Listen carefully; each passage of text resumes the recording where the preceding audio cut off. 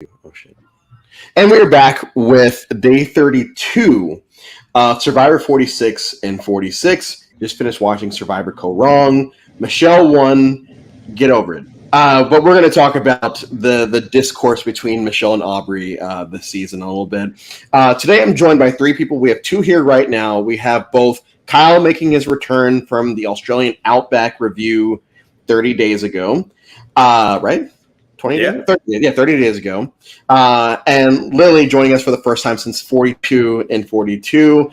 Both production members of DCP, which I feel like we've just had almost everyone from that production staff here at one point or another. So shout out DCP once again. And just going right into it, the question I have started this off every time with. First experience with Kaoh Rong, and has your opinion of the season changed throughout the subsequent times you have watched the season? And Kyle, we'll start with you. My overall opinion is that it is a pretty unpredictable season. I think the Scott Pollard vote is one of those moments that, like, I'll always remember how I felt, and I went into school the next day and found the one guy who watched Survivor and was like, "Did you watch last night?" As a season overall, I enjoy it. I don't love it as much as some people do, and I think I've always just kept that opinion as I've watched. Yeah. Okay. And Lily? So, okay, I think I said this last time we did this, but I brain dump 80% of things I watch in life. So re-watching this season was like watching it for the first time. But I've been trying to use a more analytical look at it, maybe more understanding the strategic point. And I came in knowing that everybody says that Aubrey was robbed, and I know we're going to talk about it, but I think that's a hot take. So I think it was kind of fun to watch the season and try to understand why people think that way, because that's just not how I think. But yeah, I mean, honestly, I would say this is not my favorite season, but I literally couldn't rank them because I don't remember even season 42. So that's fair. And then we're also, Malcolm is here. Malcolm from the Survivor Diversity Campaign. Malcolm, the first question I asked was, what was your first experience with Survivor Kaoh Rong, and has your opinion of the season changed throughout the years? Yeah, well, first things first. Hi, everyone. Hello. On a good Wednesday. I am rushing in from work that went a little over, but I had food that I'm here ready to eat. But I'm super excited to talk about Kaoh Rong with everyone here. My initial thought when I was a young lad watching Kaoh Rong was Aubrey was robbed. How did this happen? I didn't feel such a visceral reaction since I saw Natalie winning Samoa. That was my initial thought. And then on a rewatch, I was like, oh, Michelle is clearly the winner. After playing some orgs, you think about jury management and the importance of that, your personal relationships. And it just goes back, I think, to a continued conversation we have within the Survivor fandom about the editors really not doing a good job on how to articulate a good social game. So I think it probably was much easier to say, this is how Aubrey lost versus this is how Michelle wins. But I'm excited to get into all the good content. I think Michelle is a great winner, deserving winner, and I think we see why she won with her game that she plays in season 40. So yes, and there a lot of things you guys touched on that I do agree with. I feel and I know I like to bash Survivor fans a lot on certain Survivor fans a lot on here because of their knee-jerk reactions to a lot of things. But all of us are guilty at one point or another of having that knee-jerk reaction with anything that happens with something that happens on Survivor. And I feel like a lot of people that do say that Michelle somehow didn't deserve to win this season haven't gone back and rewatched the season. And that's the case with a lot of seasons where people have certain views on a season and they just kind of just stick to that instead of going back and rewatching and realizing, oh, I might be wrong on this one. And that's why I love doing these rewatches, because I have been, I've had perceptions of seasons that have not been the case. And I think that this season, when Michelle won, Michelle won back in whatever year it was, 2015-ish, I was like, okay, that's curious, but I didn't think that it was going to be as big of a deal as it was until when I watched the season in 2020 and I realized that this online community of fans existed and realized that so many people hated her. And I saw her confessional in Winners at War where she's like, the internet hated me and Jeff Probst hate me and all this other stuff, that I realized, oh man, like there are people, Survivor fans are just like Star Wars fans, where if they don't like something, they'll just, they'll attack the person. And that, and that's something that, I feel like Survivor fans are starting to really go down that dark path, especially after 46, with, now that social media is so prevalent, they feel like they're obligated to tell Maria, oh yeah, you robbed this poor boy of a win. And it's like, well, she didn't, but get over it. My initial reactions to Kaoh Rong was, it's a fine season. Every time I've rewatched it, it's I don't want to say mid because that's like what the kids say, but it really is though. Like it's a season I can put on and just kind of live life and like clean my room or whatever, and eventually like peek up and see what's going on. But I don't feel obligated to sit there and watch everything because I know that not everything is is relevant. But this time around, and the last time I did this, I really wanted to focus on Michelle. I want to focus because, like I think Kyle said, maybe it was Lily, they don't know, or maybe it was Malcolm. I don't know. They don't know how to. They don't know how to edit social winners. And watching the way that I do, you can go all the way back to Vesepi in season 4 or Tina in season 2 and see how they don't know how to portray a social winner. Like they have to have some type of strategy for them to give them the front and center platform. Lily, we're going to start with you. What, as you've watched this season, however many times you watched it since your initial, Michelle, what do you think about her has bothered so many fans throughout the years as far as like, oh yeah, this is where we draw the line as far as, we don't need this. We need an Aubrey one. What do you think that was about Michelle that felt like that made people so adamant that she didn't deserve it? Yeah, that's a good question. I mean, I think first I want to just reiterate what you and Malcolm said. Like, the editors did a disservice during this entire season, and it's like highlighted with Michelle. I think what a lot of people don't like about a lot of winners like Michelle is that she played in the middle a lot of times, and that's what kept her safe. But that's what also prevented her from making these quote unquote big moves that you have to make to get to the end to make your case. People that get voted out at the beginning of the merge or, in the middle of the merge are these people making the big moves. So if you're going into Survivor nowadays, the smart thing to do is to stay in the middle, not play both sides. That's not what staying in the middle is, right? Like there's a difference here. And so I think the inability to showcase that in this season, which just made her fall into the background, kind of was how she got to the end, right? She fell into the background. She was a number when you needed someone. She was willing to let go of her closest number one person. And I think that those are the important things, but I think that she didn't have a flashy move like everybody always wants a winner to have, but it's rare nowadays to even be able to get to that point in the game and have a flashy move on your resume. So that's my opinion. I love a in the middle player, so maybe that's why I'm pro Michelle here, but and going off that, Malcolm, going on the opposite end of that, the Aubrey fans would not shut the fuck up after this season about how much she deserved to win, and she was the queen of robbed goddesses and all that.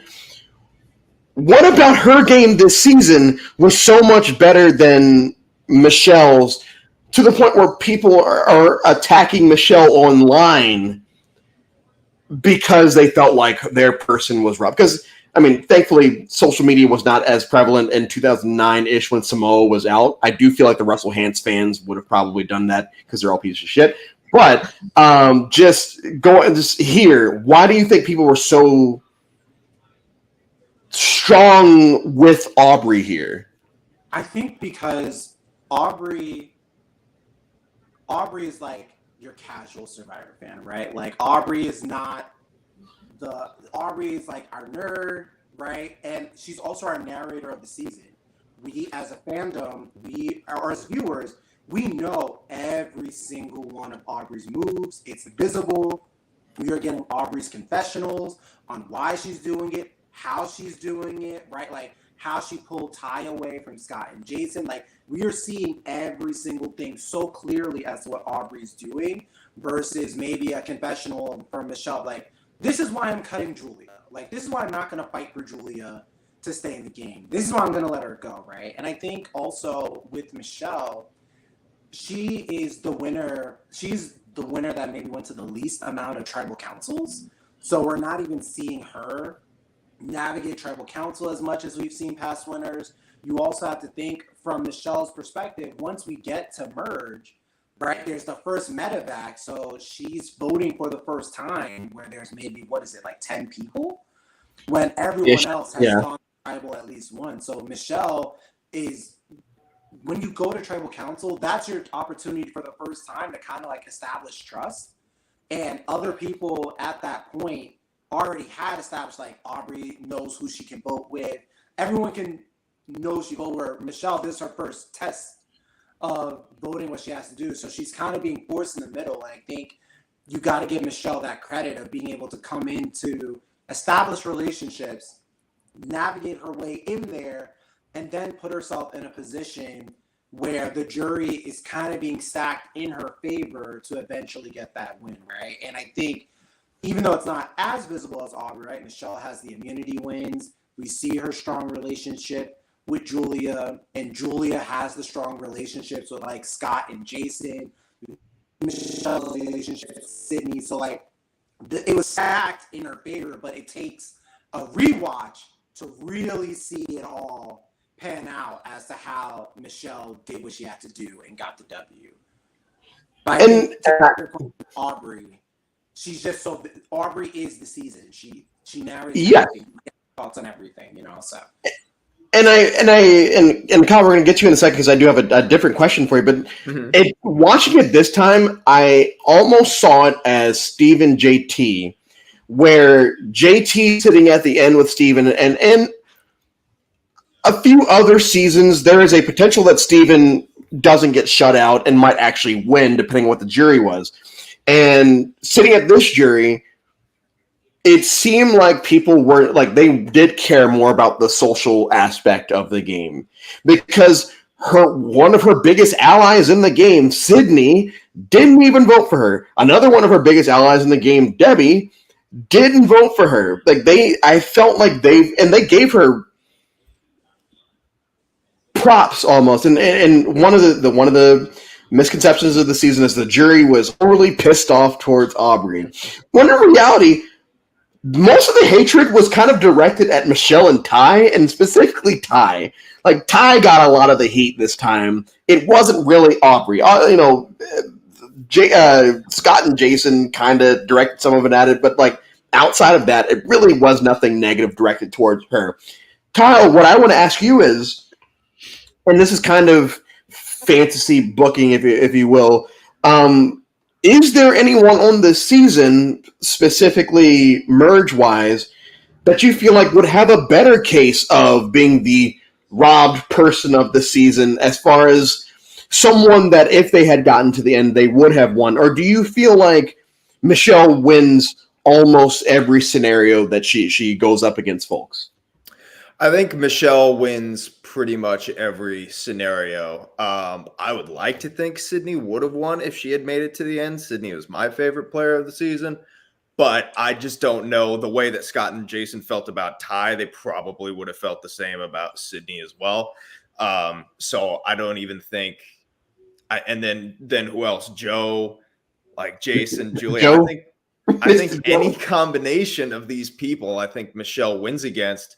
So that is another testament to her game, is that she is almost unbeatable in any combination of people who make the merge. I can't think of a combination that she loses to, really. That she loses. Exactly. Yeah.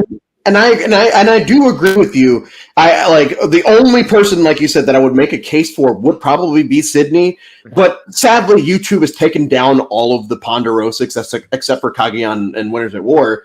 But Kaoh Rong is one of the Ponderosas that I do remember vividly because Scott and Jason treat Sydney like shit when she shows up over nothing, and they're so upset after they pull that move on Nick.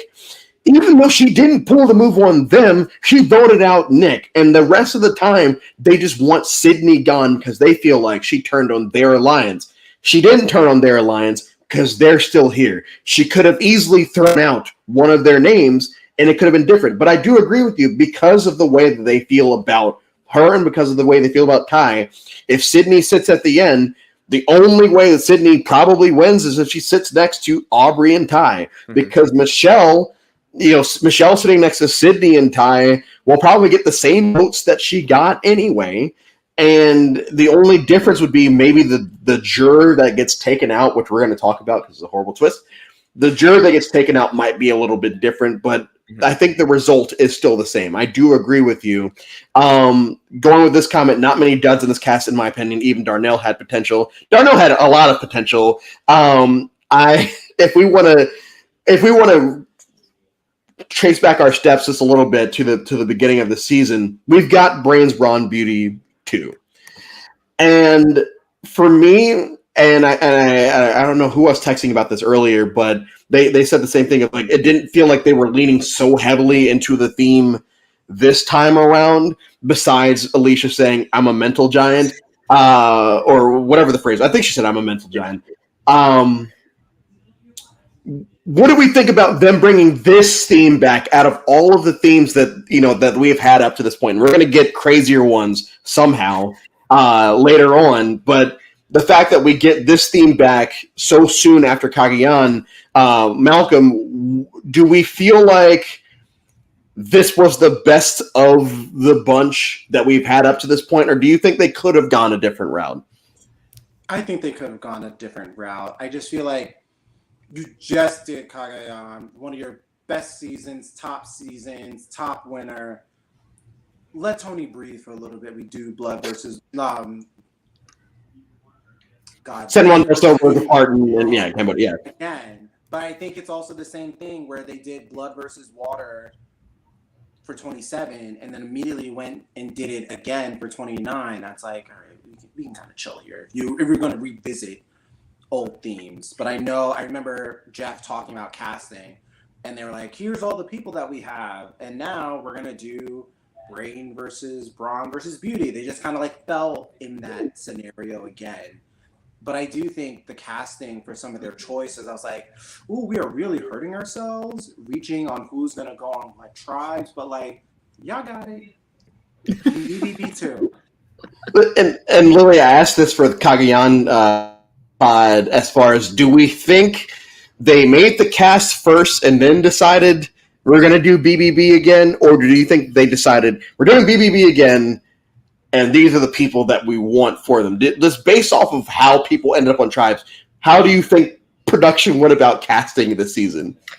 That's a good question. I think they had the cast before and then they decided to do the theme. I kind of like the idea of it being a stretch. I think if they did it again, I think it'd be really interesting if at first they asked people where they would go and have them go to the mats, because you're really showing your cards. Because I think some of the people on Beauty definitely could have gone to Brawn. Some of the people, in Beauty could have gone to Brains, and Brawn could have gone to Beauty, and Hey, what's UPenn? So anywhere, right? And so I think maybe if they bring it back to make people show their cards where they think their strengths are, might add a different level to the game a bit. No, I agree, and Kyle, we're going to answer this one. I'll try to do it better than last night. No apologies. LOL. Who would y'all have voted off the jury, and what do you think of that twist? We'll go the first part first. I think Neil is the best option of getting rid of at that point. Mm-hmm. I don't think Mr. Joe is going to go up there and lambast people like Neil potentially could have. I think that, Neil, if you're Michelle and you're reading the room, Mr. Joe is already going to vote for Aubrey anyway, and he's probably not going to go up there and motherfuck you. If you get rid of Neil, and I think she says it, like, I think I made the right choice because of the suckling on the teat comment that he made to her on his way out. She absolutely made the right choice. Do you think that she could have gone a different route, or was that the right move? No, that was 100% the right choice. I mean, like you said, his speech on the way out all but confirms that was the exact right choice to make. Joe was not going to influence anyone on that jury. Neil was the mayor of Ponderosa that season, so who knows what he had been saying. It wasn't effective, but you just don't know, and you have that power. That was the best choice you could have made there for sure. And do you think, off of that, what do you think of the twist? I don't really like it. I think you should always, if you make the jury, you should always be on the jury.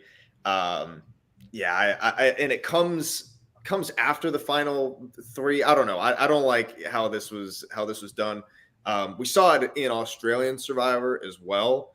And that was just even worse because they were there for 53 days at that point. Oof. Which is like, if you're there for 53 days, you should just make the final tribal. You should be on the jury. So, I don't care for it at all. Malcolm, you had your hand raised. Yeah. I was going to say, I think the decision to remove a juror was in response to the fandom of Micronesia. Because if you remember this season, we had so many medevacs and things we had three. We had Kayla and Joe. So instead of making it a last-minute final two, I think they said, let's try this and take out her so that, they're not getting cursed out for robbing Sari of what should have been her win. And yes.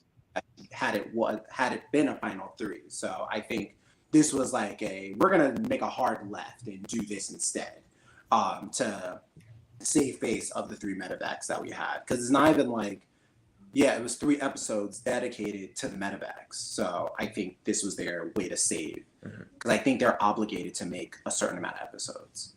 And the issue, and I agree with you, and the issue that one of the many things that Aubrey stands, the crazy Aubrey fans are fine. The crazy Aubrey fans will say is, well, if Neil hadn't been taken off the jury, it's like, well, yeah, if Neil hadn't been taken off the jury, Michelle wins 5-3, I believe. So, like, even in that case, your girl and I love Aubrey this season.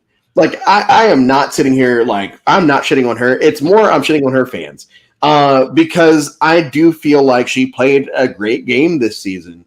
But when they try to come up with these excuses, the jury was super pissed off. Watch Final Tribal. That's not the case. Oh, well, Neil was there. Oh, well, the vote count was what it was. You're wrong. Oh, well, if Mr. Joe hadn't been medevac, Michelle wouldn't have even been there. I was like, well, yeah, but if CGI Brett had won Final Four immunity in Samoa, he sits at the end and he probably wins. So, like, you can't say but if, because eventually you run into a situation where it can just immediately just be shut down. Well, it doesn't happen that way. Sorry. The twist is, and I'm glad that they haven't brought it back. I think they learned very quickly, and that's not always the case with Survivor production, of learning when things work and when things don't work. I think they learned very fast. Yeah, this is probably not it, because I actually forgot about it. I didn't forget about it all day. Like, I remembered it when Neil got medevac, and then I forgot about it again until the finale. I'm like, oh shit! Like, yeah, that Neil's going to get kicked off of the jury. And someone in the comments made a mention to this, and I tweeted about it earlier. Neil is such a fun character this season until the suckling of the teat comment that he makes towards Michelle on the way out, because it just comes off as so out of character from everything that we are presented about Neil this season, and it kind of, I won't say it pisses me off, but it's very annoying to see such a drop in a character that I enjoyed so fast. Literally fair or foul with the comments that he makes to Michelle on the way out. Listen, I have a lot of things to say about the men on this cast and the things that they think that they can get away with. And Neil just happens to be one of them. And I think I was with you, Andrew, where at first I was like, wow, that kind of seems out of character. And then you remember back to when he gets medevaced and he has to make some like sly comment like, you guys are lucky I'm getting medevaced. And it's like, bro, half these people don't even know you. Like, you know what I mean? So I think maybe it was in character, and it's really unfortunate because I think it really just puts a bad taste in your mouth about him. I think he is very unlikely to ever come back if they ever pull people from the season just because of that alone. Like, if you're going to be mad at anyone, be mad at Jeff. But Michelle just made the right decision. She's at Final Tribal. She did something you couldn't. And so it's just, it's just gross. And I'm not even going to get into the other guys unless we talk about it. We are going to talk about the other guys. And I think maybe being with those guys, the way that they talk about the people on the cast, the way that they treated Sydney, which I want to just say this now. The next time somebody asks me who I want to play like, it's her. Okay. She is amazing. And so I just think maybe he was surrounded by these guys for 4 or 5 days too long, and the toxic energy just grows. And it's really unfortunate because, like you said, he might have been liked until that moment. Yeah, and it's, I won't say it's uncomfortable. It's almost laughable at this point because I've seen this season so much and I've seen that scene so much. We're just like, all right, now Neil's going to mention this, and the fact that he references as a teat, and it's like, I think I hate you, but in like a fun Abby Maria way. I get it. And we're gonna move backwards now to the medevacs. The 3 medevacs that we have this season with Caleb, Neil, and Mr. Joe. Kyle, this is our last season in Fiji, or not in Fiji. This is our last season before we are only in Fiji. Say it like that.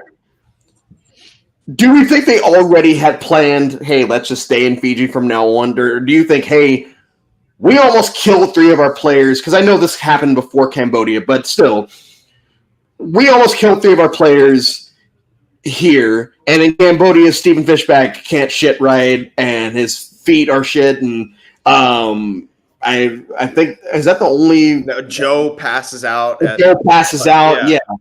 Do you think this was one of the signs, is like, hey, maybe we just go to Fiji from now on, and just like, let's stop killing our players?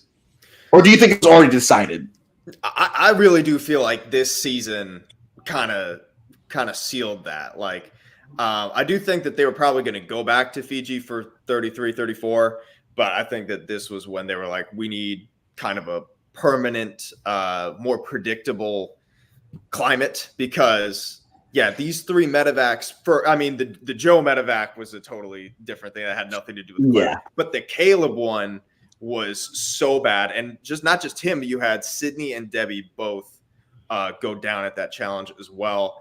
And so I'm sure they were scared shitless going into Cambodia, thinking like, we have a returning players season, fan vote, like, what if this happens again? Ironically, that challenge isn't in Cambodia, so go figure. Yeah, so I'm sure they were like, we can't take any more risks with our players if we can help it. So I really think that this impacted that. I'll get to you in just a second. The question, have they brought back this idol style? No, I don't believe they have. I think the Super Idol is dead after this season. The Tyler Perry Idol, as they call it in Cagayan, which is really just the second variation of the idol from 12 and 13. So, no, I think it's dead, and I feel like it's going to stay dead. I hope it stays dead, unless they bring it back and someone actually uses it, because we still have never seen the Super Idol actually played. Going off of what Kyle was talking about, Malcolm, going to the challenge that Caleb eventually goes home. I was talking about this before we went live. Every single time I watch that scene, I break twice. One, when Sydney is crying because she's, she feels like she's dying or whatever. And 2, when Ty is crying about killing Paul. When I was watching it today, I was trying my best not to, and I still broke, but I was trying my best to watch how the scene is shot. And the way the scene is shot is still very much shot like Jeff was still trying to make sure that this is good shit. This is good television. We got to make sure that we get the proper angle and all that. Do you?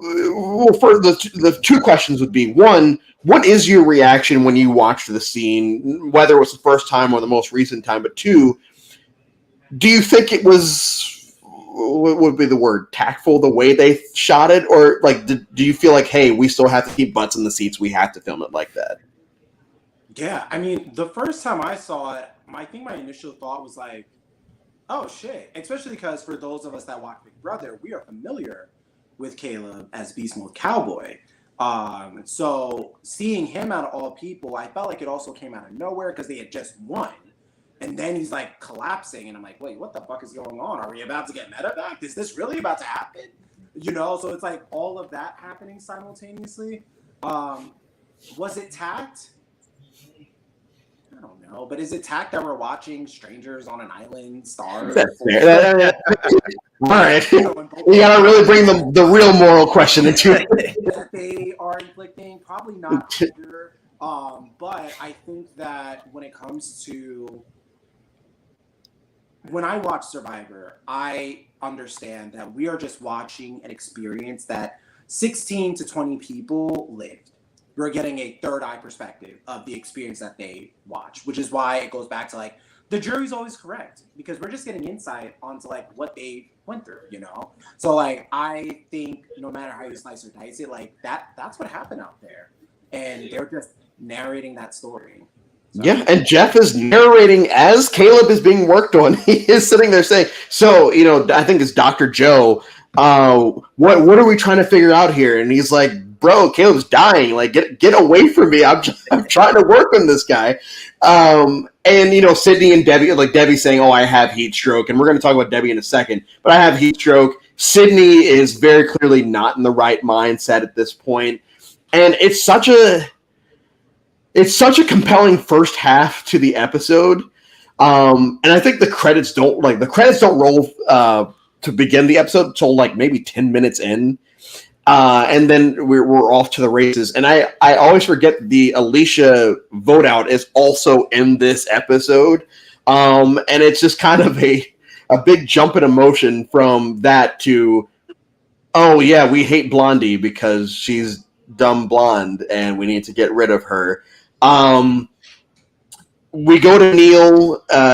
Neil has it's not what was it? It wasn't his actual thing. It was a different one that was on his back, I believe, or was it? It was the one on his back. Right? It was the one on the knee because it was one on the knee. Oh, because they said it. Yeah, because they said it. Yeah. Neil. So we get to Neil, and it's after Jeff realizes, oh man, half of my cast that's at the merge, it's fucked up. And I probably need to send someone out there to make sure that they're all right. Neil, I mean, like I said earlier, I feel horrible for him in that moment because you can tell how much it meant to him. Him saying he's been watching since the beginning. In that moment, and we'll go with Kyle for this. In that moment, I feel like they knew what the twist was going to be at the end. And because of that, there is a moment where Jeff says, you know, sorry, brother, but like you're going to be on the jury and this, that, and the other. And knowing what happens to Mr. Joe later, do you feel like they could have just called an audible and said, we've got two people that were medevac, they're on the jury. Maybe we shouldn't stick with this twist this time and just go with it next time? Or do you feel like maybe they made that, and I know Malcolm brought that up earlier, but do you think that maybe they didn't add that twist till later? I mean, it's compelling case that they added it later, especially after Joe got medevaced, and you're looking at the number of days, because I don't think they're worried about the number of people that are on the jury. You could have it would be fine, but just in terms of the days and like you said, the episodes, like, and the finale, you want something in the finale. It can't just be like another Australia finale. So I'm sure they're like, we got to have something in here. So, well, they have Sia, so like, relax. Of course, yeah.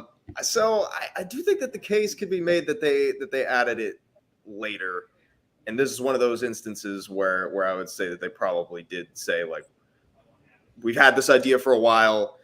This is the time that we got to use it to make like this runtime work.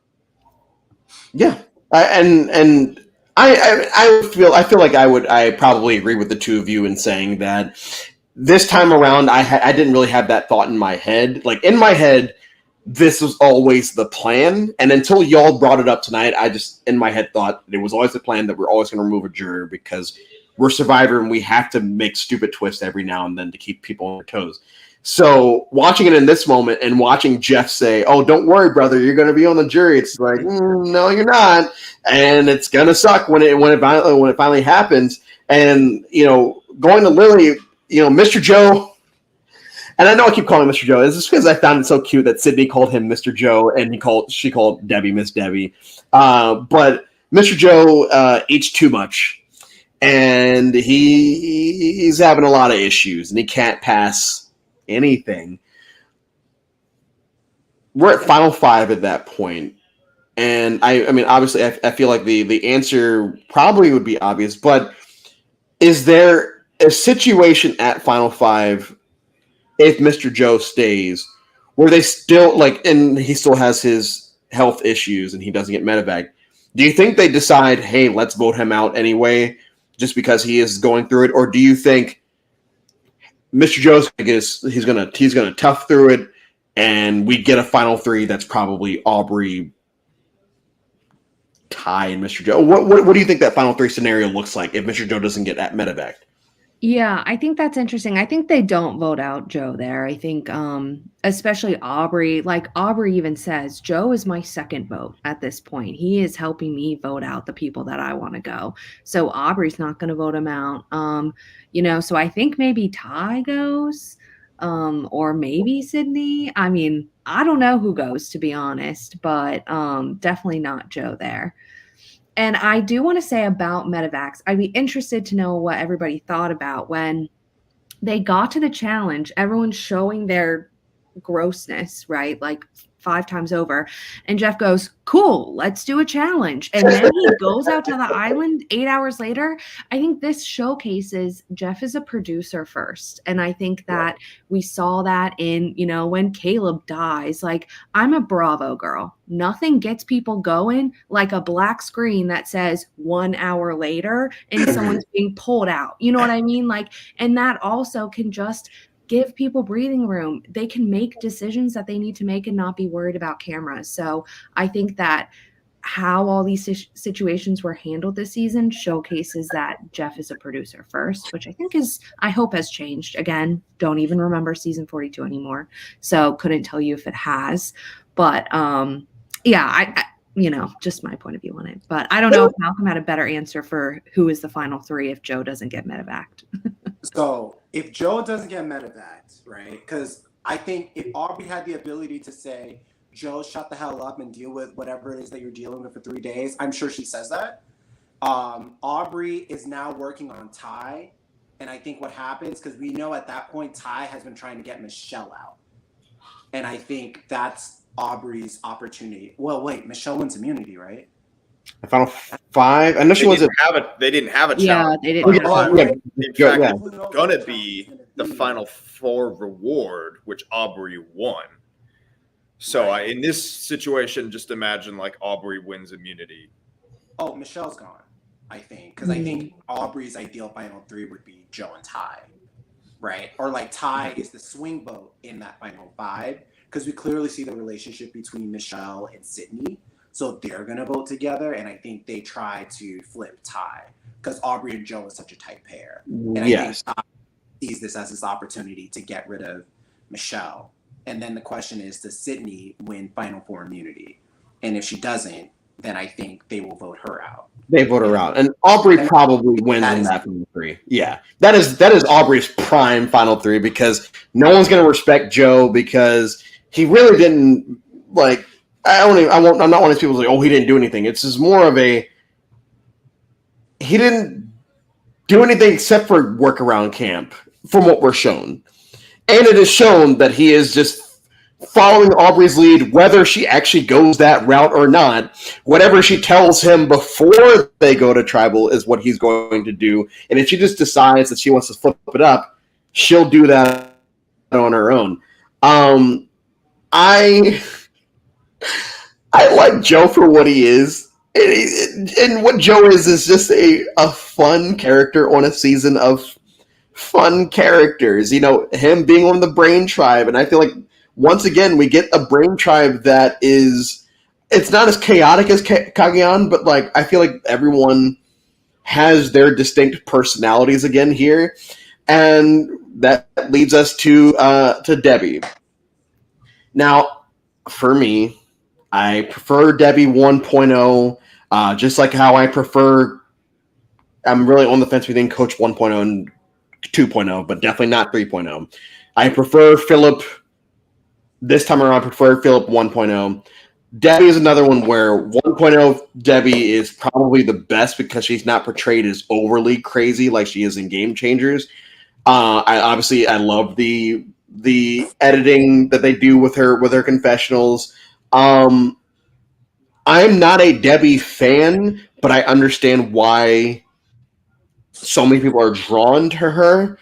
Kyle, is she just a modern version of the Coach Philip archetype, or is she, on an island on her own, and people like Nora that come after her are more like her than they are like Coach and Philip?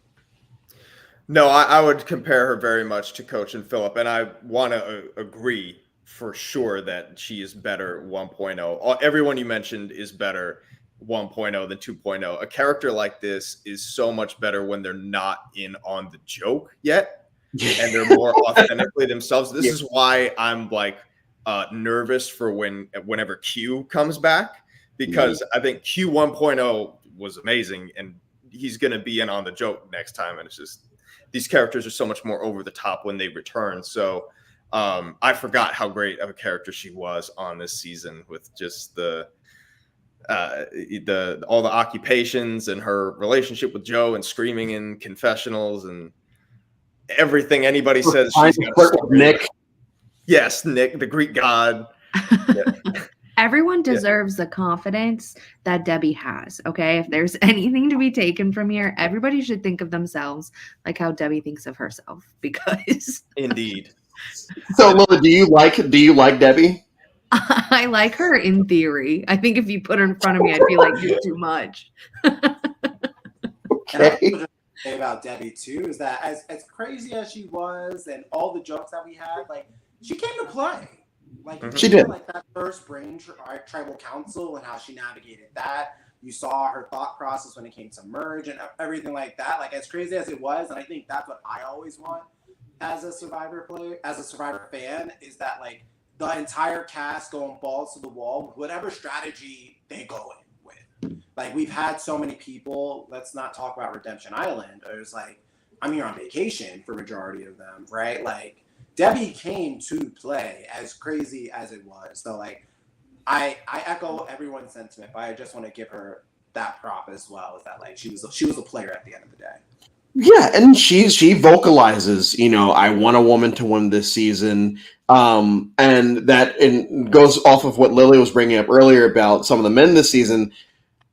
The women's alliance really only happens because Scott, Jason, and Nick are so paranoid about a women's alliance to the point where they try to get rid of, I think that vote, the Nick vote, they were trying to get rid of Aubrey, I believe, because they're so paranoid. And Sydney clocks it, and because Sydney is a very no bullshit person, she's like, "What are y'all talking about? Like, why is my name Jake?" Because I feel like up to that point, she was good with the Braun tribe. It was very Braun strong, and realized these people are no longer with me. I probably need to go a different route.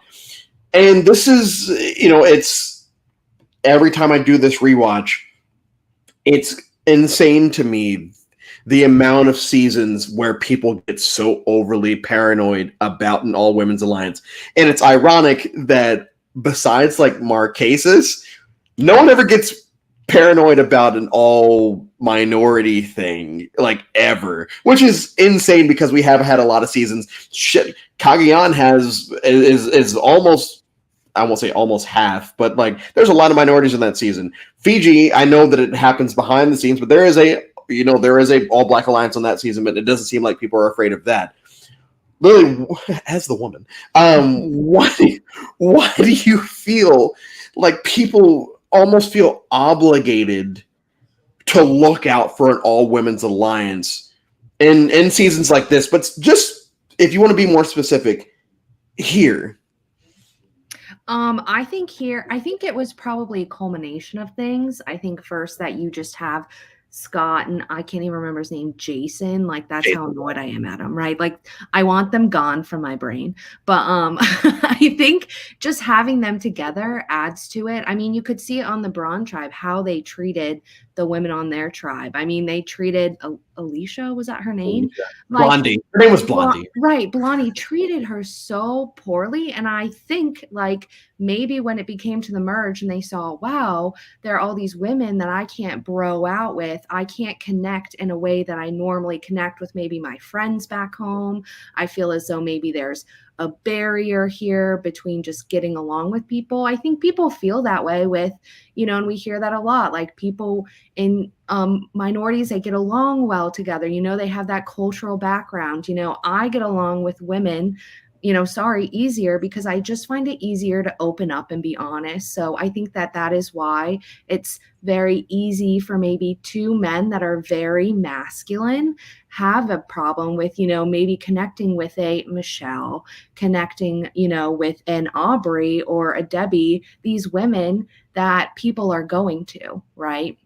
I think that plays into a part of it. If I am with a big group of people and they're all bonding over football and I'm sitting there and I'm like, wow, I know nothing about football. They're all going to be best friends. And then I'm going to be like the awkward person just sitting here. I think that is just kind of taken in a bigger case. Maybe, I mean, that would be my only guess. I've never really had those thoughts. So I don't know. That would be my guess, but okay. And I would say that I probably agree with you. Not even probably. I do agree with you on that. And with Scott and Jason. So, like, I'm not a Scott and Jason person. If I have to pick between the two of them, I probably take Jason because Scott just came off as hateable this season. Like Jason at least had, he had his backstory, and I did empathize with him, and it did feel like a lot of the stuff that he was doing was in the spirit of the game. Scott came off as very bitter with a lot of the stuff that he was doing, to the point where he has for the Vanuatu fans, he has a moment where he's after he has hidden the machete and the girls are sitting there and they've learned how to do things without it, and he's just staring at them with so much hatred, and it just reminded me of Sarge when I think Scout is talking to him in Vanuatu, and he's just staring. It's like, just get out of my face. They have this moment, or Scott has this moment where he says, I didn't want to come out here and be like Russell Hantz and this, that, and the other. And everyone knows how I feel about Russell Hantz. I'm going to ask Malcolm and Kyle this. Scott and Jason, do you feel like they understood the social aspect of the game, or do you just felt like they felt like they were screwed no matter what once Nick left, and they just decided, hey, we're just going to make sure that everyone's life is miserable from here? Because that's kind of how it felt. Malcolm, we'll start with you. I think so. After the Nick blindside, right? Like, I think you can go one of two ways. I think you can say, all right, I'm on the bottom. How do I navigate my way into what I am perceiving as a women's alliance, right? Like, there's, 7 of them maybe at that point? Like, 7 can't get to final 3, right? So there has to be cracks. It would have taken work and effort to to find those cracks and break it. I think Scott and Jason were lazy and said, well, we're already on the bottom, so now we're just going to make people's lives miserable until you pick us off one by one. And, and I think it goes back to what Lily was saying they were so fixated on this girls' alliance that they forced a girls' alliance to actually become a reality. And they were like, there's nothing we can do. We're screwed. Like, that was their thought process. And then I know if I think I'm screwed, then I'm going to burn this shit down to the ground until I get picked up. Rory style. Right. I think they had a different path and they chose not to. Went that way. And Kyle, I won't say fair or foul because I feel like anything that you do in the game up to a certain point is fair no matter what. Both of them claim to be fans of the show. And I do, like, I have no reason to believe that that's not the case. Why, as a fan, do you feel like there is a scenario that you yourself, if you've been caught in a blind side, that you would act out like that, and how would you perceive your path forward after you act out like that, if that makes sense? So, like, let's say you get blindsided and you do hide the machete and you do pour water on the fire or whatever.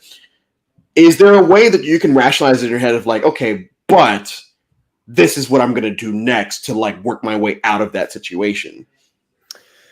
Yeah, I don't see myself reacting that way. I think my initial reaction would be to, I guess, just do a lot of social work, just pissing people off further is not going to really do you much good. I do believe, that they're fans, but you can be a fan and not play the right way, or not understand the right way to play, which they don't. Yeah, But so their actions, I guess, are not indicative of how big of fans they are. I just don't think that they were great players. I think that Scott comes from a professional athletic background, and obviously not professional athlete would react the way that they do, but that's just Scott's personality. He's used to, he's like, I'm going to be the biggest and the strongest, and I'm not going to provide for you. And, you're going to have to do what I say, cause I'm, bullying you guys or whatever. So, I guess that was how he thought was the best way to play the game. Not how I would do it, but I guess that's going off. Malcolm, go ahead, because I want to ask Kyle another question. But go ahead. I was going to say, I think even just like adding on to it, I think there was also a point of them always feeling needed and wanted, probably taking on like that alpha male role. And here was a realization of like, we are not needed. And I think that's also probably half the reason why they went the route of destruction, so that the women feel like they will need them. And it was cool to see the women be like, all right, we're going to figure this shit out. And, we don't need build this fire up. Like just like, emphasizing like you are not needed, like either play our way or we'll continue this route, but I think that was like a reason as well, being needed. Ty has a very cute moment after they have started the fire again, where they're sitting at in the oh my gosh, not a tent, what are they they're sitting in the shelter, and he whispers to Scott, oh man, they got the fire going again. And Scott's like, don't worry, man. We'll just put it out. I'm like, oh, Ty, you snitch. But Kyle, going off of what they're doing here, in that same episode, we get to a reward challenge where where Jeff basically says, yeah, just pick who you want to work with. And Julia, who we're going to focus on next, because I feel like Julia is very underappreciated, and I will even say underrated in this season, because I do feel like Julia is a great game player this season. Julia's like, you know what? I'll work with them. Sure. What did you think of that move, and what did you think of Julia overall this season, from, on the Beauty Tribe to being on Exile, where she has her moment where she's crying in the shelter, to navigating to a point where I do feel like if the women don't clock her as actually riding the middle, has a very strong case of sitting at the end against probably Scott and Jason and potentially sweeping. Yeah, I also think that Julia is very underappreciated. And especially when you watch it for a second time, I think she stands out a little bit more. And it's really, really hard for someone that young. I think it's very impressive what she does. She was 18 when it started, right? So, I can't imagine when I was 18, integrating with adults. That impulse control. So yeah, that's hard. So, she deserves so much credit, and the move to align with the Bronze and have a good relationship with the two guys and Ty, I think was really smart, and no one else really did that.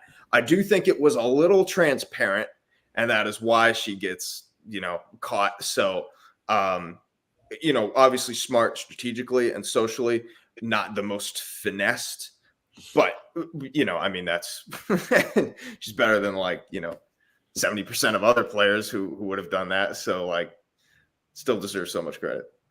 And at Final Tribal, the way her speech starts, where it looks like she's going to shit on Michelle for how she played the game, and says, "But then you got me out, here, and I think that was your move, and I really appreciate it." She reminds me in that moment. I got Charlie vibes this time around. Charlie vibes at the reunion of 46, where Charlie is a younger guy and he's sitting there saying, in the moment after he's lost, he's still in shock. And he's saying, I think all winners deserve to win, and this, that, and the other. And I was like, wow, that's very mature for someone his age who just went through a traumatic experience and hasn't had any time to come down from it. Julia had time to come down from it, but was still 18 years old, and you would almost expect her to act out in a certain type of way because she was voted out by her friend. And instead she's like, you know what? You did this and I respected. And that, in that moment, it's like, yeah, Julia and Sydney were probably the best players on the season. Yes, you said that Julia was doing transparent, and it was. No matter how it's edited, it was very apparent what Julia was doing. Julia and Sydney, to me, I just felt like the way they were navigating the game, and once again, we're going to talk about Aubrey in a second. I just felt like they were doing it the right way. Sydney was very no bullshit. Julia was working with folks that they shouldn't, but understood she understood that they were basically playing a GOAT strat. They were playing a Russell Hantz heroes versus villain strategy and didn't realize it. And if she just drags them to the end by making them think that they're dragging her, we get that case. Aubrey, for me, on the other hand, I feel like I won't call her flip-floppy towards the end. Beginning of the game, and, even in the swap, we have a lot of these moments where she's on the fence about a lot of stuff to the point where she crosses out a name on the parchment, which is not the best. Malcolm, we'll start with you first. What did you think of Aubrey as Aubrey 1.0? Just period. What did you think of Aubrey 1.0? I would have said probably one of the most raw. Again, this is my first watch. One of the strongest finalists. Aubrey should have won. I was on the Aubrey should have won train, and everything along those terms. But I think, again, as you look at the season again and you see those little nuances, she didn't really have a great pre-merge. She was the main target from Dr. Obama and that other woman, right? She was the main target. I forgot her name. Sorry. I'm also bad with names, so it's okay. I've done that a lot. Yeah, I want to say it's Nicole, and I know it's not. And I dragged Eric, being like, "How you get on a podcast and don't remember the names?" And he might forget that woman's name, but she was there. Julie? No, I'm gonna give up. Sorry, Liz. Liz. Well, Stephen Fishback's ex-girlfriend. Yeah, yikes. Peter and Liz. Aubrey was their main target in trying to get them out. I think when it came to the swap, they were teetering left and right. Peter finally is tingle with the brains, and Aubrey is hey, she crosses the name out. I think if you are going to cross the name out on a parchment, you do it during the pre-merge, so not everyone sees it. That makes the merge, But I think as Aubrey, we got to watch the metamorphosis of Aubrey as a game player. And I think as we got to merge, and I think honestly with Neil leaving, I think it kind of forced Aubrey to step her game up. She didn't have a choice. Neil was her closest ally that got left out. She was about to be the merge bow. It was her back was against the wall the whole time. And I think that's why a lot of people resonated with Aubrey, because Aubrey is I don't want to say we're all nerdy Survivor fans, but you feel like Aubrey is someone that is getting up off the couch and is girl, what are you doing here? and she's figuring it out, and we're like going on that journey with her, becoming the Survivor player that she is, the confident woman that she gets the final tribal to explain the moves, how she did it all. So I think Aubrey 1.0 is amazing. I wish that she Dr. Obama and the other woman will live on in infamy. That shit actually broke me. Yes, her name is Liz. I know you all covered it. Yeah, but I do agree. I first time I watched the season, I loved Aubrey. She was in my top 10 Survivor crushes and all that. And I do think even as a game player, she did a lot of things. She was in on that vote to blindside Debbie, because Debbie was being so gung ho about let's just go after these men, let's just do it. And I do think it was the right choice to get rid of Debbie in that situation. I have no qualms with Aubrey in this season, and I brought this up at the beginning of this. It's her fans that have kind of made me be turned off to Aubrey on rewatches, only because of how aggravating they are. And I think that's why my actual hatred of Russell Hantz comes from, is the fact that his fans are just, to this day, will not shut the fuck up about everything. And it's like, you do realize this was like 14 years ago. It's all right. Just let it go. And I feel like Aubrey fans have started to let it go now. I feel like the casuals or the people that are just watching the season now for the first time, they're gonna be in that boat that a lot of people were in, back in the day of, oh yeah, how did this woman win? As do you feel like, because she refers to herself at one point as like Cochrane's dream girl or something like that. Mm-hmm. She very much falls into that archetype this season. It's an archetype that I'm not the biggest fan of. But do you think that maybe that's why it resonated with so many folks of the fact that, and Malcolm, I pointed it out earlier, but do you feel like that is the reason more than anything else? Because she reminds them so much of one of their favorite winners in Cochrane? Or do you think there was something else about her that like really drove home the fact that, hey, we woman? I think something about Aubrey, and I wanted, like, I'm going to make this big picture that I've been thinking about as everyone's been talking. Aubrey is very self-aware. And I think that being able to see that is like, we were talking about, we couldn't see Michelle. We couldn't see Michelle's self-awareness, but we clearly saw Aubrey's. And my issue with Julia, she's the one that, right, we were talking about earlier.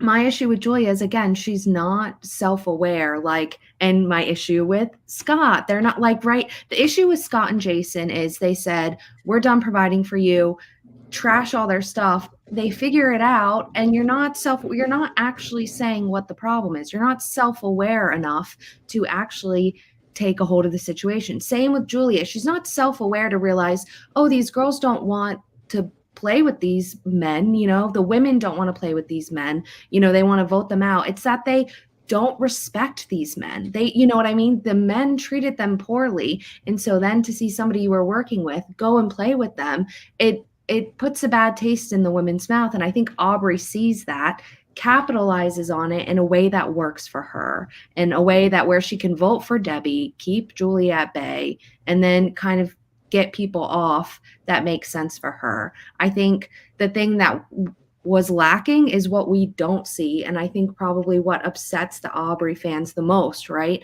We don't really see a lot of her downfalls in this season. We don't see her lack of jury management. We only see her amazing connection with Ty to convince him to not play this super idol, and then to go to a tie for her at Final Four.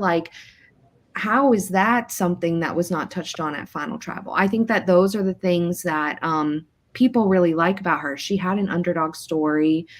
She wasn't the fittest or, the prettiest, which is subjective. But yeah, I think that's what people like about her, is that she was figuring it out in a way that you could see on screen and through the edit. And Michelle didn't get that. And I think that's what did a disservice to her as the winner.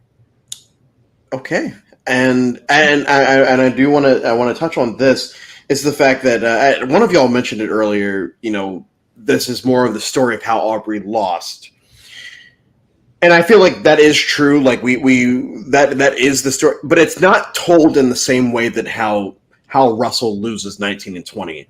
It's not shown. Okay, well, this guy's a super dickhead, and these are all the mistakes that he's going to make on the way to the end. It's more of a here's this person who starts off slow, swaps and is still, not the best, but gains her footing and gets to the end and she just loses. It's not because of anything necessarily that she does wrong. It's just sometimes good teams lose. That's how it's mind-boggling that Scott, going back to Scott for a second, is so annoyed with the Nick vote, even though he is an athlete and has lost plenty of times, and the way he acts out is so contradictory to how an athlete should.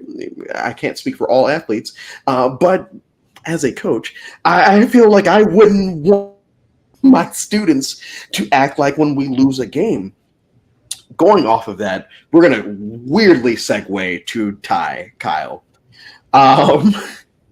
We get Ty 1.0 here, and I think I don't know if this sounds condescending. It's not meant to be. I think he's adorable. I think that he is a great casting choice this season. I actually like Ty 1.0 and 2.0, even though he does become sort of. It's very Lily, not Lily. What was her name? Islands. Lil, yeah. It's very Lil. It's very Lil like with Ty as far as he's always crying. And if you watch both these seasons back to back, but Ty 1.0 thoughts. Well, Ty 1.0, the first time I watched the season, he was my favorite by far. And this was the interesting thing about this season for me is that it was my last season watching as a casual. So I didn't know any of the opinions. So when we got to Final Tribal, I was like, oh, Ty's gonna win. He's like, he's my favorite. Yeah, he's gonna win. He was so present on the screen. And so to be honest, I wasn't even thinking about Michelle or Aubrey. I didn't really have opinions on either one while I was watching the season. I was like, oh, Ty, he's there. He's so likable. He's going to win. And I agree. He's great in Game Changers. I think now I've sort of reached the level where, it gets a little old by the end of the season, as great as he is. But the first watch, yeah, that was a tremendous experience watching him. And then I think that, and you can, and Malcolm, you can talk about Ty. You can talk about this entire cast in general. I think the thing that this season has going for it more than anything else, and someone brought it up in the comments earlier, is the fact that this cast from top to bottom really doesn't miss. Duds wise, I can't. What was her name? Earworm lady. No, not Liz. Earworm lady. Oh my gosh, the Jenny. earworm. Jenny, yes. Jenny, because I forgot her name, that's the only reason I'm putting her in the category of potential dud. But outside of her, and she's memorable because of that. What do you think of this cast overall? Do you think that they got it right? How do you compare it to the Kageyan cast if we're doing BBB versus BBB? Do you think that it outshines as far as the casting choices, or do you think that Kageyan probably still has it beat there? Malcolm. Oh, me? I thought. Yeah. I think the original's better in this instance. I'm sorry. I just feel like You're talking about violence. So. Kageyan made sense. I felt like we were really forcing some circle pieces into square holes. It was just why is Alicia on Braun? How do we? She's a mental giant. She got a title. She got an episode title. So like, relax. You know what I'm saying? I think they're just like some people where you're like, sure. Darnell's a UPS worker or some shit, and he's on Braun. So Like, especially like, yeah, the iteration of the first one is much better than the second, and I think even the storyline is better of like watching Tony's dominance versus like a conflicted battle between Aubrey fans versus Michelle fans. And I wasn't an Edgic person back then, but I do remember reading about Edgic, and everyone was like, the Michelle truthers. They're like, watch out, Michelle. We're getting a lot of Michelle content, and this woman is not going to tribal council. That don't make no sense. I'm like, why do they keep on throwing this in there? You know, so I think, like, if I had to choose to watch Kagayan or Kaoh Rong to a new fan, I would always pick Kagayan. Like, I think the characters are, I think it's more apparent. I think it's an easier story to follow. And I think with Kaoh Rong, I think you appreciate it more on a rewatch than on an original. I want to get y'all's two's opinion on that, because for me, like, yeah, Kagayan's a better season for me overall. But when I want to show someone like a newbie a season, I would rather show them Kaoh Rong, because the gameplay in Kagayan is so all over the place, and it's very much one of these first seasons where like it's more voting blocks ish. I always go with Kaoh Rong with that, but I want to ask y'all, if you're showing this season to a newbie, or if you're showing a BBB season to a newbie, do you go with one or two? Don't ask me. I don't even know what happened in the other one. I've already brain dumped it. So I would say Kagayan, from personal experience, actually, that was the season that, like, I credit Kagayan and Millennials vs. Gen X for being like the two seasons that really, like, Kagayan like piqued my interest in the show, and then MVGX is what made me a super fan. So I think Kagayan, I would agree. I showed it to a friend. I'm in a minority. Yeah, it's fine. As we start to wrap up, I want to just get everyone's final thoughts on the season. Anything that you might want to touch on. Kyle, we'll start with you. Overall, really enjoy the season. It has given us so much debate, so it is great in that sense. I would be remiss if I didn't go this whole time without mentioning Dr. Peter and Dr. Obama and the other. Dr. Obama, one of the best characters we don't ever talk about. He gold the whole time he's on there. That is my final thought. Very fun pre-merge villain. I do agree. Malcolm? Yeah, I feel like Kaoh Rong, again, is a season that ages like fine wine. Like, you enjoy it the first time, you enjoy it even more on a rewatch, and you can continue to enjoy it and get some like good nuggets and gems. Aubrey deserves the placement that she got. Michelle is the rightful winner of Kaoh Rong. Let me reiterate it. And let me just say, it is a travesty and a disservice to the Survivor community that we have not gotten Sydney back on our television screen. Hold on, we're gonna get to that. Don't worry, we're gonna touch on that. Okay. All right, but I think Sydney is literally the epitome of brain, brawn, and beauty. And I feel like we've had we can talk so much about Kaoh Rong. It's a great season, but I do want to make sure I give Sydney her flowers, because she like really, really did the damn thing this season. And I'm sure I'll talk about her even more later on. But Kaoh Rong, great season, 100%. And Kaoh Rong's for the fans, the true fans. Okay. Lily? Yeah, I think, I'm always kind of a casual watcher of Survivor just because I brain dump so much. But it was really fun to rewatch this because I really only remembered 3 people from the cast: Aubrey, Michelle, and Ty.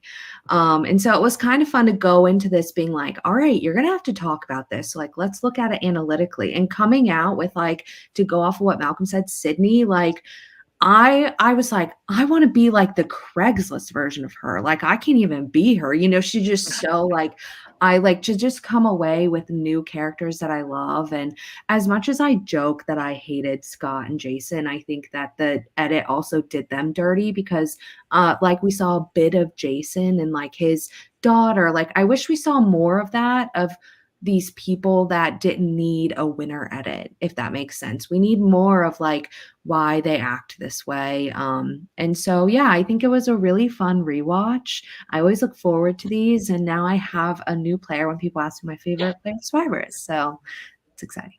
That's I love that, and I would say that Scott and Jason this time around, I don't put them in the Russell Hantz category because I put them more in the Abby Maria category this time around watching because I just kind of laughed at a lot of the stuff that they were doing. It's like, this is so stupid because they're doing it out in the open.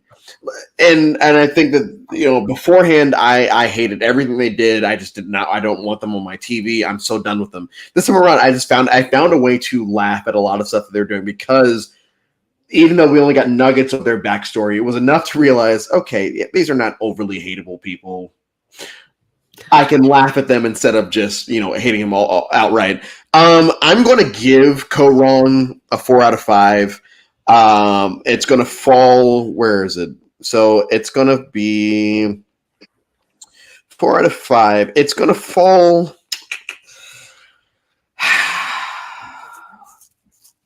I'm going to put it in between China and Africa. So it's going to be at number 17 right now out of 32 seasons. Final 2 questions that I have asked, and we are 1 season away from me not having to preface this by saying I don't think that anyone pre-33 is going to come back. But first question is, we have had Michelle, Aubrey, Ty, Caleb. Is that it? Debbie. Back. Were those the right? We won't count Michelle for that because she came back for Winners of War. Were those the right 4 people to bring back? And should there have been other folks besides those to be brought back? We can just go how you guys are on my screen. So Lily, Malcolm, Kyle. Just were they the right 4? Should there have been others? And just go. I think they were the right 4. I think, they were fun characters to bring back. As much as I say I love Sydney to come back, I'm kind of hoping it's because she's just said she doesn't want to. She played a great game. She enjoyed doing it. Or maybe she has a weird taste in her mouth after her Ponderosa vibes. And maybe that's why she doesn't want to come back. And so if that's the case, I respect it. But I'd love to see her win. Yeah, that's my answer. Malcolm? I think I could have done without Caleb. But they almost killed him. They were obligated. Yeah, but like if I could replace Caleb, I think I would have loved to have seen Julia come back because I think she was so fresh at 18. I think with a little more life experience, I think she would have been able to like really finesse a second go around. So to answer your question, no, that's not the right 4. Okay, and Kyle. I think it would have been better off with 3. I agree, Caleb. I know his season didn't end, in a fulfilling way, but we got a whole season of Big Brother with him, so he got his shot. I think Aubrey, Ty, Debbie were like locks for whatever returning season they were going to do, and I think Sydney has turned it down from just what I've read. I've looked into it. I think she has. So obviously, she would be my answer for that, but I don't think she has interest in returning. So I do agree with all. The problem is the season that 3 of these people come back for is titled Game Changers. And I'm going to talk about Game Changers in a couple of days. But for me, whenever I watch the seasons that have people on Game Changers, I'm trying to think of why they were put on a season titled Game Changers. And what I've come to the conclusion is they wanted to do another All-Star season and couldn't come up with a name for it. So they called it Game Changers because here it's like, okay, yeah, Aubrey was a fun character that fine. Ty was a fun character that like flip-flopped and found idols and got what did he get, an extra vote? I think he got an extra vote. Mm-hmm. We almost killed Caleb. So let's have them back for this season. Let's just say that they're game changers for these ways.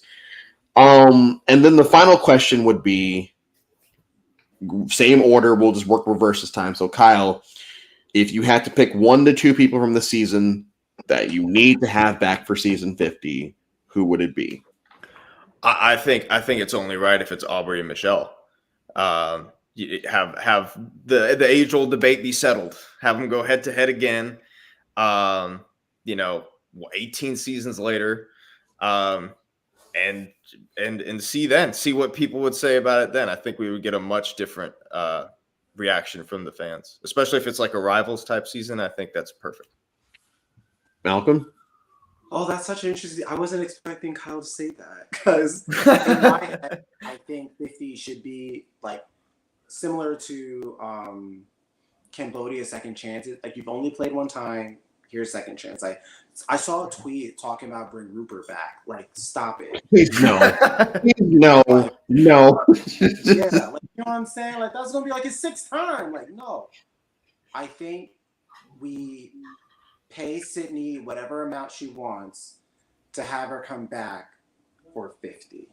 I think she deserves it. I think if there's someone that I think could have just as much success, if not more, coming back, I think Sydney is the right person to do it. And Lily. I love Malcolm's answer and Kyle. So I'm going to go a different round. I know people have like, we don't know what 50 is, right? No, we just know it's Okay. returning. So if in my magical world, season 50 is people that went pre-merge that shouldn't have gone pre-merge, then I'm bringing back Dr. Peter / Obama. And then I'm going to bring back woman. Woman ear. Earworm. Earworm woman. Oh my God. What are you talking about? Earworm woman. That's who I'm bringing back because I think had they been in the merge, it would have been interesting and fun to watch them. And I liked them, and I think they were gone too soon. So okay, those are actual hot takes. Because I agree. I don't think we need to see any of these people we've seen before. And so if we're gonna take new people, I think that it should be a fun twist of the people that love Survivor know these people, right? If those people are on our screens, all 3 of you are like, I clocked them. Let's see how they adjust. For people who I have been like a casual viewer, you're like, wow, it's still like a new season. So maybe that's the best of both worlds. For me, it's Sydney. I would say honorable mention probably Julia because she would have aged by that point almost 10 years. So she would still be damn young. I would say Sydney just because this time it's very apparent that Sydney is the character of the season. Aubrey fans be damned. And Julia is the strategist of the season, even though, like everyone has said, it's very transparent. I agree. I really don't need to see anyone that has come back once already from the season again. Like, I feel like Michelle's story is complete. She went back-to-back final tribals. I feel like Aubrey has... and Ty, I feel like we've gotten enough of Ty. We understand Ty's shtick. Caleb can come back for another Big Brother season. We really don't need him again. But I do think that Sydney or Julia would be it. The 3 of you, thank you. This has been great. We were, I think, 7 minutes away from breaking my record for this time around as far as longest. But I do appreciate it. It's been a fun day. Record. No. I do want to. Yeah, but I want to start Millennials vs. Gen X tonight because. Yeah. But I do appreciate y'all coming on and talking about this season. It's been a fun day. I really enjoyed this season. It's very much just a relaxing season, and I don't hate Scott that much this time. Can I add where was he going? Oh yeah, go ahead. I just want to say Kaoh Rong is actually the season I showed my younger cousin, and it was fascinating watching the season from his perspective. because he was like 12. So like his favorite players were the men, and I'm sitting there like, why? But are you still your cousin? Is he still your he's cousin? never seen. Are they So he was like Scott diehard fan. Then when he got voted out, he's like, I'm rooting for Jason. And then Jason gets voted out. He's like, I guess I'm rooting for Ty. And I'm like, what about the women? No, I'm good. What about And he, Mr. like, Joe? And he always loved the challenges and those visuals. So like it was just cool, like why Kaoh is sentimental for me to see it from his perspective. No, I showed one of my friends and they really latched on to the final three, ironically. Are we shilling anything? What do we have going on? Does anyone have anything going on that they want to advertise before we go off the air? No, and no. Okay, so follow the Survivor Diversity campaign on Twitter and follow DCP on Instagram, Facebook. I will post all those links and when I post this. Way to go, guys, on shilling that stuff. It's great. Thank you all. Thank you to everyone in the chat. Thank you to everyone that's listening live and that will be listening to this afterwards. We've got Millennials vs. Gen X tomorrow. And yeah, we've got 14 days left of this, I believe. So we're getting down to the end, and I'm really looking forward to being done. I think I hate Survivor now. And we will see you guys on the other side.